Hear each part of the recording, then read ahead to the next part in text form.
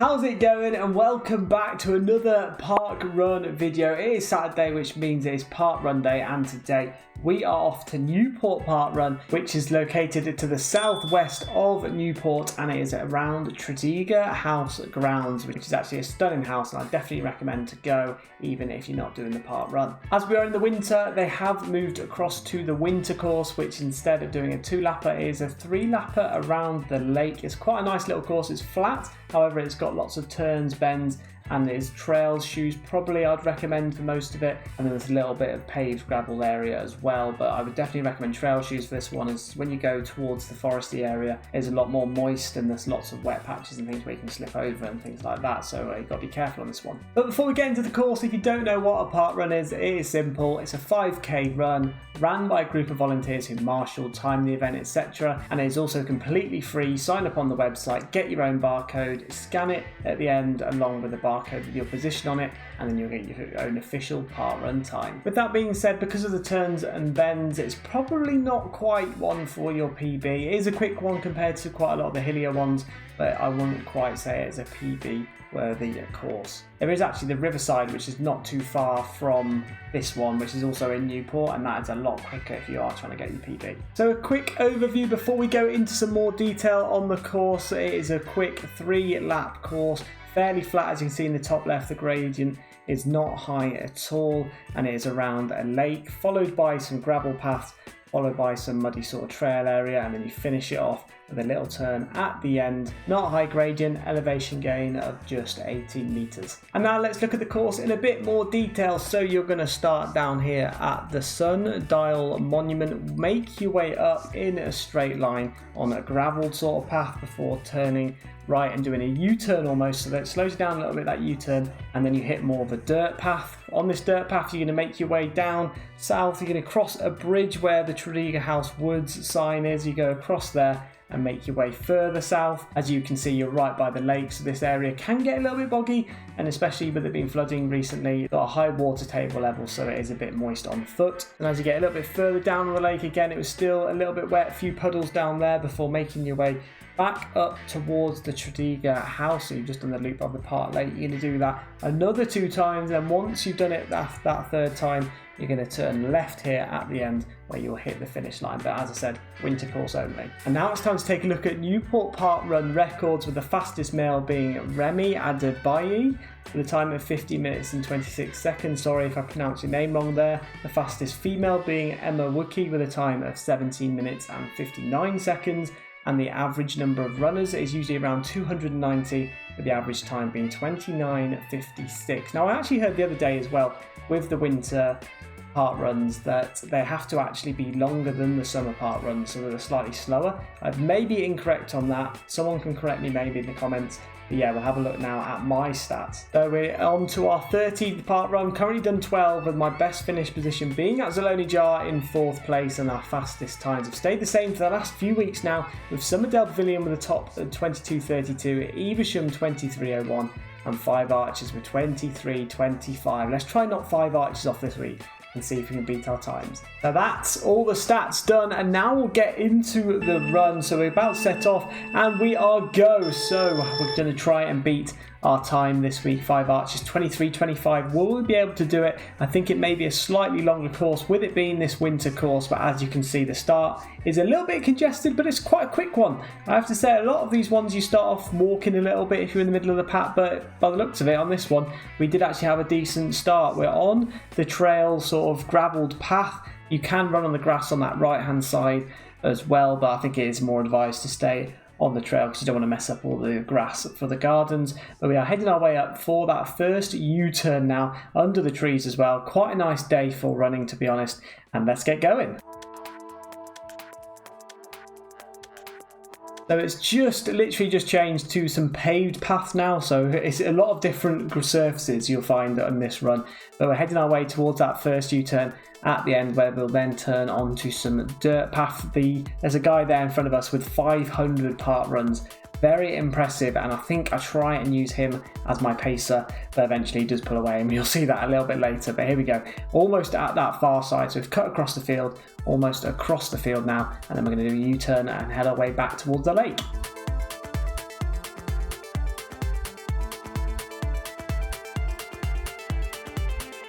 And there we go, so we're at the other side of the park doing that U-turn now and heading our way onto a more of a dirt trail here now towards the bridge. The bridge can get quite congested as well, so be careful when you hit this bridge in just a second. So here is the bridge marshals, first marshal, thanks to them. You're going to turn left here and head your way over the bridge, and as you start getting through a few of the laps you will find that it does get a lot more congested at that bridge, so be careful there. And now you're on the dirt path again, heading your way around this lake. Someone going past us there pretty quickly, I have to say. You can see just how high the water level is on that right hand side, so it is quite moist on foot, and there are some puddles around as well, you'll see in just a second. And here it is here, so you've got to either follow that one path, but if that path's taken you're going to have to make a leap over a little bit of a boggy area. This is probably the most uphill bit of the course, so it's a little bit uphill, but then apart from that it's not that much elevation. I think it was at 18 that we said earlier on, so it's not much at all, so I wouldn't worry about it being a hilly course whatsoever.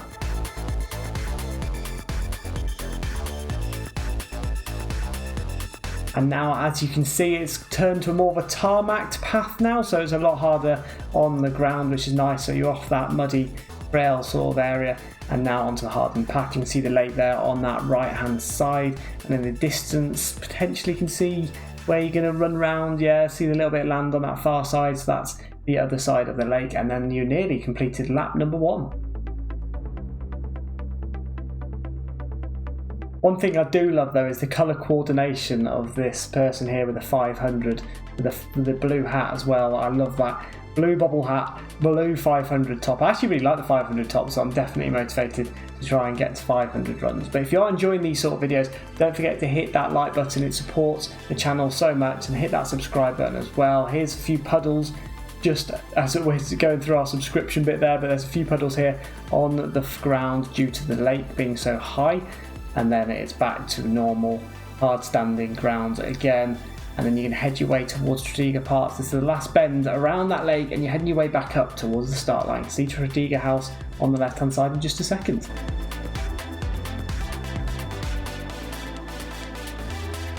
And now we're heading towards Tredegar House. You can see it right in front of us.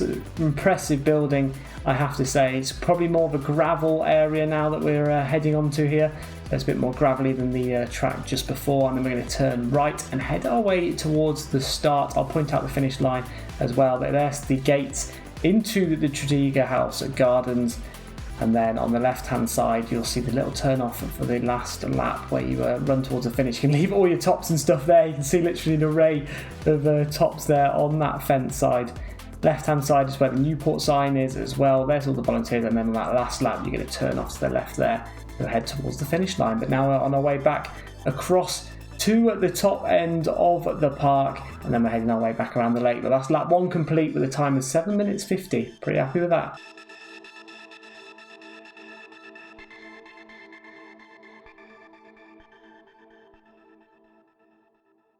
So we're back on hard standing. It's nice to be on there, but we've got a few doggos as well. So if you have got a dog, you can take them on this course too, which is also great to know. And you'll start to see a few people that you'll start to lap in just a moment as well. And so that's when it gets a little bit congested, because there's people on lap 1, people on lap 2, people on lap 3. So you just need to be wary that you're not going to run into other people.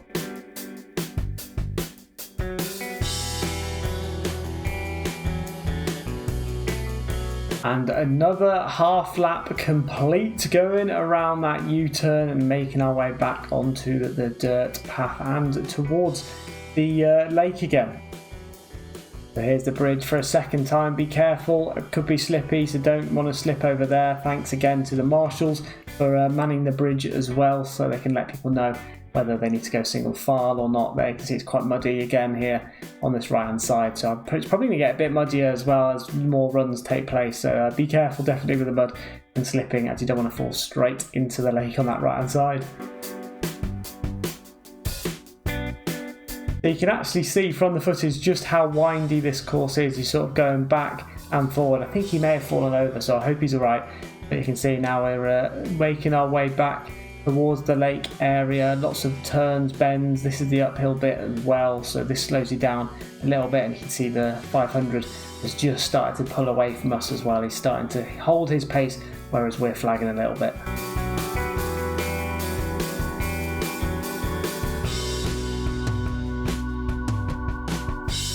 So we're back to the lake, keeping on that left hand side to overtake others, thanks again to the park walkers as well. You can't come last, remember, in park runs, so definitely don't let that be a reason why you don't do park run.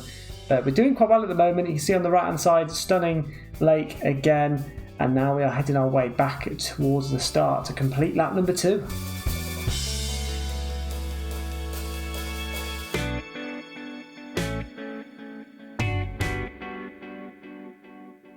And there we go. So the lake is almost complete. Doggo wanted to go for a quick wee, but the owner wasn't letting him do that. He pulled him back to action and he carried on running, or she did. I don't know what gender the dog was, but it was a very quick dog. I have to say, dogs are unbelievable. I don't know how they keep going. We can't ever keep up to them, but that is a fit dog, I have to say. And on the left hand side, you can see someone else who's actually pacing it around as well. Fair play to them. They've started to pick up the pace there by the looks of it. And now we are heading our way towards Tredegar House, the scenic photo of the run. As we turn around here, you can see it on the left hand side, Tredegar House there, stunning. And then we are onto lap 3 in just a second.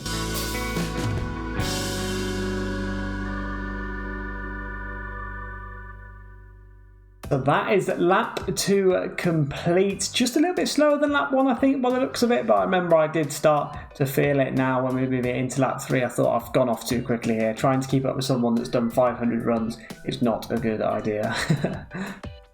I don't actually time my runs on the watch or anything. So let me know down in the comments if you are one of the people with the watch that starts it off at the start and the end. Because I don't actually do that at all. I start my Strava on my phone so that you can get the cool animations. But I don't actually start any, I don't know what my pace is or anything. I like to just run it, see how I get on, and if I'm feeling like I'm doing a quick one, I'm just going to keep doing a quick one, and if I feel I want to slow down, I'm just going to slow down. It's just a bit of fun at the end of the day.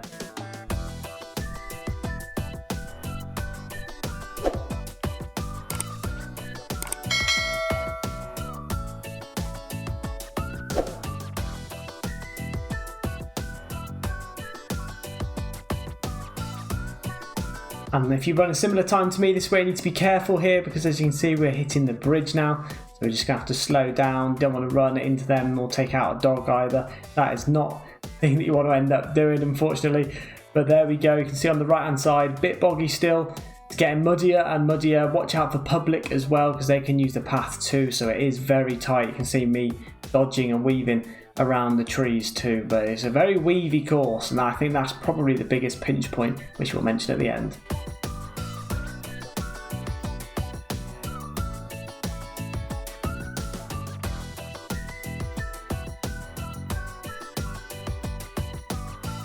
This will be the first time as well that we'll be getting our N on the alphabeteer challenge, so we're very happy with that one. Done about 48%, I think it is now. So you'll have to let me know in the comments, how far are you on your alphabeteer challenge?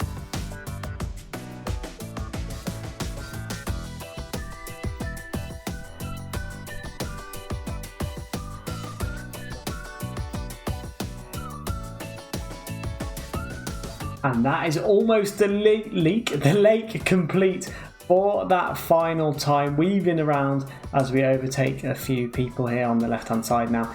We are going to keep going towards the end. Can we catch up though with the doggo in front? I don't think we can.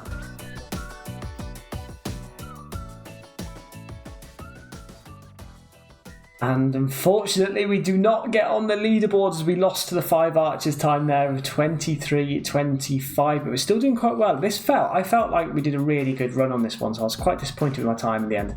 We've made our way through the gate for that final time, starting to pick up the pace here as we come towards the end. I feel like this one is definitely longer. I don't know if it's a winter course thing, but it feels like it's longer than the summer course. Someone may be able to correct me down in the comments below, but we're going to turn our way around this left hand side for the first time. We don't have to do any more laps of the lake, so I'm happy with that. The final sprint finish. Didn't know how far it was going to be, to be honest, until the final lap. You can see in the distance the volunteers waiting with their timers.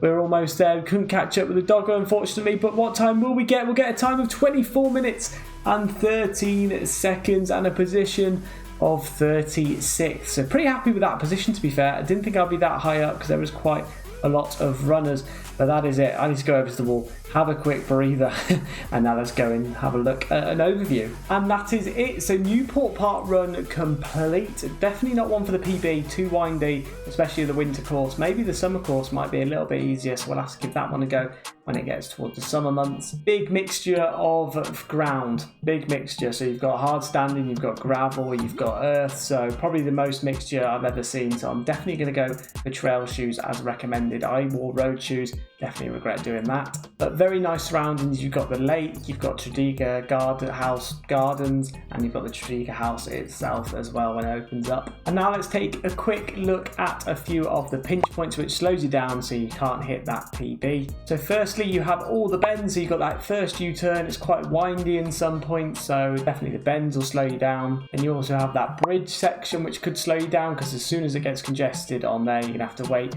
before setting off again. And sometimes when you lose your pace, it's quite hard to get back up to that pace, I find. Another pinch point which has to be said, I think, is the winter course. I may be wrong on this one, and it may not actually be longer, but I think it is longer than 5k, that one. And then finally, in the winter months, it can be quite wet. So wet on the course slows you down, a bit boggy maybe, and so that's obviously going to slow you down too. And that's the reasons why I would say this one's probably not the best for the PB. And the riverfront one, which is also in Newport, is probably slightly better because that's all hard standing and it's literally bare back, very flat. And as usual, a huge thank you to all the volunteers, because without you all, the event does not go ahead. So it's great to see you all cheering us on, making us go a little bit quicker, and then doing all the admin work as well at the end. And now it's time for the transport tips and tricks. So the local bus service there is number 30, and it stops off at Klepper Park. That is the closest one. It's about a 5-minute walk from Klepper Park. The nearest train station is Newport, but that is quite a walk from Newport station, so I'd recommend getting a taxi from there if you go to the station. And then by road, there is parking actually at Tredegar House. I believe it is free. I went in the overflow car park, so I know that is free. But I believe all of the car parking is free for the park runners. But I would love it if someone from Newport Parkrun would let me know down in the comments on that one, so I'm not telling everyone it's free and then everyone's getting parking fines. So don't believe me yet, maybe email them to check. And then if you enjoy a post-parkrun coffee, we'll head over to the Brew House Cafe, which is in the main courtyard of Tredegar House. That is also where all of the briefing at the start of the run takes place. And back to the stats. Unfortunately, we didn't beat the time at 5 arches, so that one won't be knocked off, but we have gone up to 13 park runs. Unfortunately, everything else just stays the same as last week. So this has been Newport Parkrun, and I hope you all enjoyed. If you are a regular at Newport Parkrun and you do have some further tips and tricks, let us know down in the comments below. But it's not all over yet. If you want to go and check out last week's parkrun where we ran in Hollywood, it is just up here. And if you want to check out all my other parkruns as well and volunteering, the Worldwide Parkrun playlist is here. We are heading our way off to Chipping Sodbury next week to try and beat that 5 arches time. So I hope you all enjoyed, and I'll see you in the next one.